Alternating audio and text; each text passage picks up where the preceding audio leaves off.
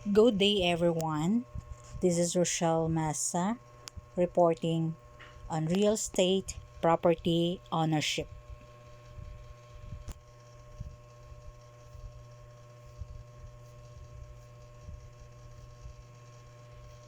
Okay, let us first define the concept of ownership. Ownership is the independent right of a person to the exclusive enjoyment and control of a property, including its disposition and recovery, subject only to the restriction established by law and rights of others. Ownership's legal concept of real property. Real estate and real property have their legal meaning in accordance with RA 9646 of Rizal Law. Real estate refers to the land and all those items which are attached to the land. It is the physical, tangible entity together with all the addition or improvements on, above, or below the ground. Real property includes all the rights, interests, and benefits related to the ownership of real estate. Bundle of legal rights. Rights of ownerships over a real property which are inherent in or appertinent thereto without any limitation or restriction other than those imposed by law or contract. It includes the following rights. Right incident to ownership. There are the rights to enjoy and dispose of a property without other limitation than those established by law. To file actions against third parties to recover ownership. To use force as may be reasonably necessary to repel or prevent an actual or threatened unlawful invasion or usurpation of his property. Article 429 NCC relate to Article 312 RPC. To enclose or fence property. Walls, ditches, live or dead hedges, or by any other means without detriment of servitudes constitute thereon. The demand of indemnity for damages caused to property. The right to compensation in the event of expropriation. The right to be restored possession in case of unlawful disposition. The right to the surface and subsurface of the land. Right to construct thereon any works, plantation, and excavation without detriment to servitude and subject to special laws and without right to complain or the reasonable requirements of aerial navigation. The right to hidden treasure. The right to accession and fruits of the property. The right to quit title to real property or any interest therein. What are the basic type of state? So, the first one is freehold ownership, backed by title. Fee simple, absolute and restricted estate in perpetuity. Fatal, designed to pass to heirs. Life state, ownership only as long as grantee is alive. Less than freehold, limited possession. State for years, a less maximum of 99 years as per Civil Code. Tenancy, leases or rentals period may be specified, or if not, the lessor may terminate at will. So this is the types of ownership wherein the diagram classified as there are three types of ownership: individual ownership, sole ownership, joint ownership, co-ownership, property ownership by nomination. So the joint ownership and co-ownership divides into four: joint tenancy, tenancy of entirety, tenancy in common, coparcenary. What is individual ownership or sole proprietorship? A sole proprietorship is an unincorporated business that one person owns and manages, as the business and the owner are not legally separate. It is the simplest form of business structure. It also known as individual entrepreneurship, sole trader, or simply proprietorship. What is co-ownership of property? Property co-ownership means that more than one person has an ownership interest in a piece of real estate. Tenancy in commons, joint ownership, community property, and tenancy by the entirety are all examples of co-ownership. The legal procedure of co-ownership. When you become a co-owner of the property, you form a legal relationship. This is governed by a co-ownership agreement signed by you and your joint partners. Tenancy in common and joint tenancy are the two most common types of co-ownership agreements. Tenancy in common property. Tenancy in common allows two or more parties to own a financial share of a property and transfer their interests independently. This provides a more flexible form of property co-ownership, allowing parties to own land in equal or unequal shares. Joint tenants or full ownership. Couples have traditionally used joint tenancy. As a couple, this tenant owns the entire property. This type of co-ownership includes survivorship rights, which means that if the other co-owner dies, the surviving tenant inherits the entire property. What are the benefits of property owned through co-ownership? So, the benefits are capability to pool funds with friends or family to purchase your first home or enter the market as an investor sooner. There is no need to save up for a large deposit. You can pool your borrowing power to borrow the remaining funds from a loan provider. Increases the number of property options available to you. Reduces both transaction and living cost. What are the disadvantages of property owned by two or more persons?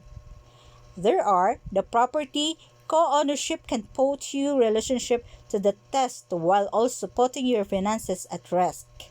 Friendship change and sometimes as squabbles occurs, which can be disrupted and costly for the co-owner. If co-owner use the co-owned property as security for their mortgage, they are liable for each other's debts. A co-owner may not always share ongoing costs, which can lead to conflict. One co-owner may wish to sell while the others do not. Co-ownership may have an impact on your future borrowing power because some lenders considers the entire co-ownership loan to be your responsibility, not just share of the loan. What are the rights of a co-owner in the Philippines? So, there is the right wherein to proportionate share of the benefits and changes associated with co-ownership. The right to use the thing owned in a common as long as it does not harm the co-interest ownership or prevent the other co-owners from using it. Right to file a legal action to evict occupants in a co-ownership. The right to compel the other co-owners to contribute to the expenses for the preservation of the thing owned in common as well as taxes. The right to compel co-owners to pay a pro-rate share of the above-mentioned expenses and income. The right to partition of real property at any time. The right to make changes with the consent of the co-owners. The right to alienate, assign, mortgage, or substitute a portion of his or her shares of ownership. So, let's define what is coparcenary. Coparcenary refers to a type of property ownership where multiple people inherit the same property and each person owns an undivided transferable interest and the property. The term coparcenary has mostly been replaced with tenancy and common. So, let's have denotes the coparcenary. It is a joint here in a Hindu undivided family, or HUF, who shares legal rights for inheriting property title and money as defined under Hindu succession laws. In other words, this person can demand the property partition. According to the Hindu Succession Act, if there is no will, the property will pass to Class 1 heirs, which include the deceased spouse, children, and mother. If there are no Class 1 heirs, it will be passed down to the Class 2 heirs, including the father, grandchildren, and siblings. So, property ownership by nomination. So, let's define who is a nominee.